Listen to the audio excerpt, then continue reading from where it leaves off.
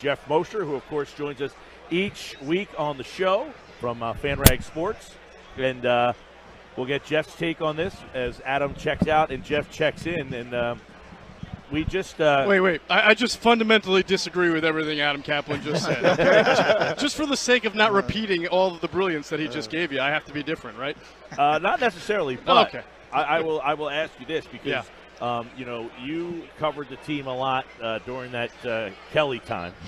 I did. And now during this Pederson, and just the difference in the NovaCare complex from then to now and how that materialized into what we have this week. The way you phrased that question, Mike, if I were to write a book on that, War and Peace would have a pretty good competition as far as length, right? I mean, how do you – it's basically describing night and day.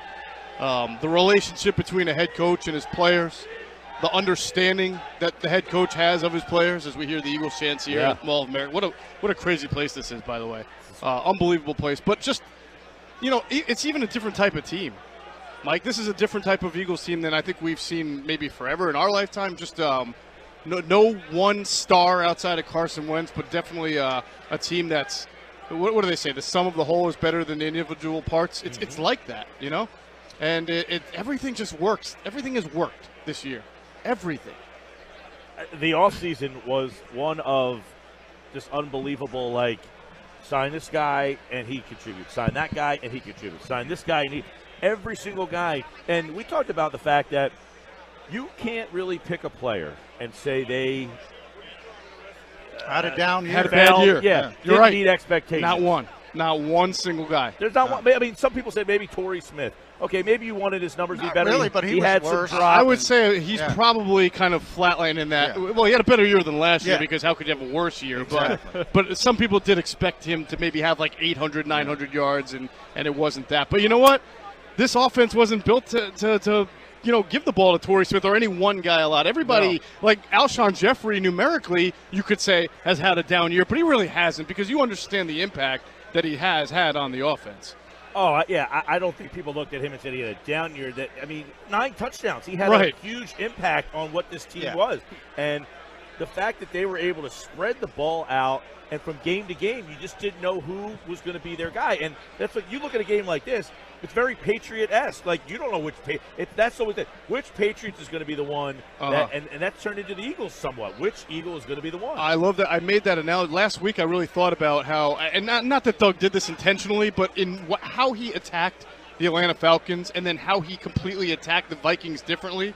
What do we always say about the Patriots and why they're so difficult to stop offensively, aside from having Brady, is that they can adjust from matchup to matchup, right, and exploit a different part of their offense based on the defensive look. Well, Doug just showed you he can do that too. He attacked the Falcons early with the run, second half RPOs, play action. Then everybody thought he was going to have to do the same thing against the Vikings, and then he comes out and turns Nick Foles into a gunslinger. So even the greatest coaches, Belichick, Patricia, whatever you want, how do they know what attack plan that Doug Pederson's got? They're going to have a plan for every single type of thing that the Eagles can do, but they don't know what their Eagles are going to do. We don't know what the Eagles are going to do. I don't even know if Doug right now this second until that Friday and Saturday night when he gets together with Frank Reich and draws it up. That's Doug's strength to me is the fact that obviously as a 14-year backup quarterback, Jeff, he didn't stay in this league because of his talent. He wasn't just a gifted Brett Favre type guy. And by the way, Andrew Brandt was on our show last week and told a great story about that. How they never wanted him to be the backup quarterback there. Just no one else would take the job because they knew they would never get on the field. Never get on the field. Almost sounds like how he became head coach of the Eagles, right? Yeah, exactly. And Doug, said, we just called Doug and said, "You want to come back?" And he said, "Sure."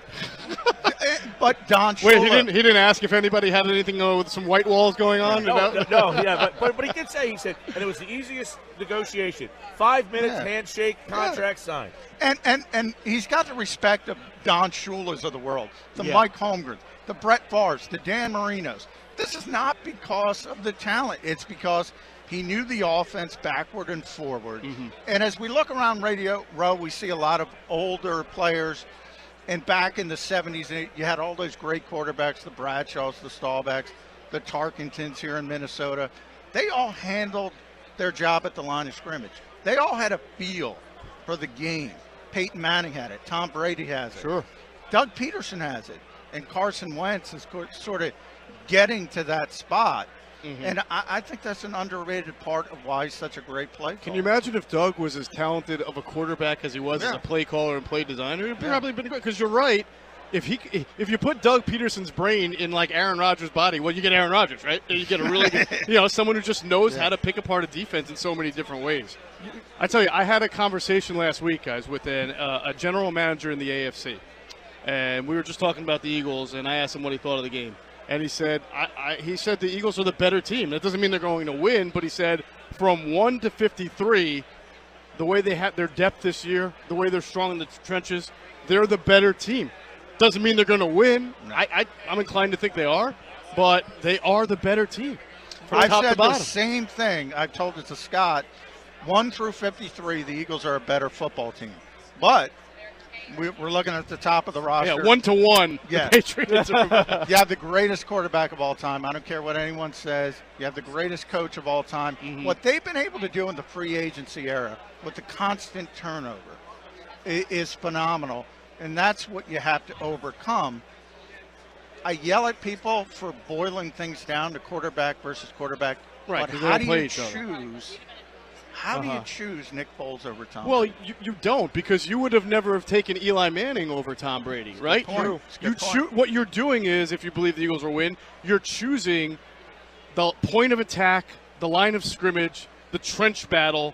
You're choosing the Eagles because that's how you beat them. And that's how the Giants beat him twice. That's how the Giants beat him twice, right? When you look at Nick Foles, how impressive is it what he's done in the playoffs, knowing full well that it's somewhere in his mind, he's got to be thinking about his career could very well depend, what's left of his career could very well depend on what happens in these playoffs and now potentially in this Super Bowl. Yeah, I hope he's not thinking about it, right? You hope he's just completely – but you're right. I mean, that's got to be a burden he's got to shoulder. And either he thinks about how great it's going to be, right, and envisions the confetti falling, and that's what you hope he's got. Because I think for Foles, he doesn't have to be anybody, just be Nick Foles. He has thrown 96 passes in his playoff career, no interceptions. Right. He's won 2 games, and then I don't think he played great against New Orleans, but we all know that he walked off the field with the lead. That's the narrative. Doesn't mean he played great, but he played well enough to put his team in position to win in the fourth quarter. He hasn't turned the ball over in the playoffs. If he plays turnover-free football, the odds of the Eagles winning go from, you might feel like pretty good to extremely good, you have to think. Great point. Yeah, and, as improbable as it seems, the fact is this team lost a lot of guys. And you brought up the point yesterday that many guys on their leadership council got hurt. I mean, they list 5 of their 9 It's leaders. Amazing. Jason Peters, Jordan Hicks. And people don't talk about Chris Maragos and even Caleb Sturgis. They replaced their kicker. Well, Darren Sproles in punt return. I mean, Kenyon Barner has been okay. Right. But he's not Darren Sproles or the threat that Sproles has in that part of the game. Right. And nobody said anything about Carson Wentz. Yeah. Which is week 14. I mean, so. what would the line be on this game if Carson Wentz was playing? Eagles would be a favorite team. I think they would. They would be significant favorites. And probably would have been the favorite in the first 2 games. And then the whole underdog thing would have been out the window, and the story's not as good. I agree with that. Listen, but this is let me ask you guys this really quick. As far as I can remember, the only team that didn't win at all but still managed to really steal the collective hearts of the city were the 93 Phillies. Because I've been talking about that they all day, were how about that? All right. I even wrote something about it for FanRag Sports the other day. I don't know, because of the drought and because there's no Lombardi Trophy, there was already a Phillies parade before 93, and then there would be another real one in 2008, right? I don't know if this team can fall short on Sunday and be loved like the 93. You got to complete the mission. Yeah. There's no Super Bowl, and no one's going to say, well, at least we had one 10 years ago. You know what, though? The interesting part about this to me is this story started in 13 and got sidetracked because the people wanted Foles to be the guy. Yeah. And the next year he just wasn't. He's gone. How about and then that he wants book? to retire, and now he comes back. Prodigal son. Exactly. It's almost too good. The 13 is when this fairy tale started, and Sunday the period could be at the end of the chapter. That would be beautiful. And then really, if that's the case, it's like an appetizer, because then when Carson comes back next year, right? Now you're thinking. Then you're thinking we're going to do it again, or at least be here several times. And Doug, I was surprised.